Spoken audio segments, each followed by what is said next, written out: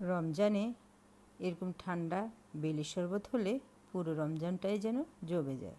আসসালামু আলাইকুম everyone, welcome to এখানে আমি একটা পাকা বেল নিয়েছি আর এটাকে আমি ফেটে নিয়েছি। আর বেলের ভিতরে থাকা সব আঁশগুলো আমি বের করে নেব।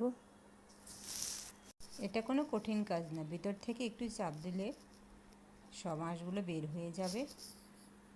আমি পুরো বেলের আঁশগুলো ছাড়িয়ে নিয়েছি।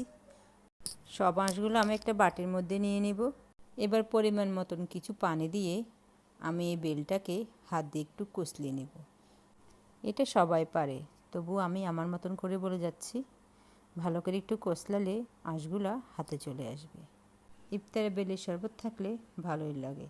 এবার আমি ভালো করে একটা ছাঁকনির সাহায্যে আঁশগুলোকে আমি ছেঁকে নেব। ওটা আপনাদের সাথে আমি আর শেয়ার করিনি। এবার কিছু গুড় আমি বেলের সাথে ভালো করে মিশিয়ে নেব। এবার পর্যাপ্ত পানি দিব। এবার একটি চামচের সাহায্যে আমি একটু নেড়ে ছেড়ে দেব। এই তো পরিবেশন করুন আমার এই অসাধারণ বেলের শরবত।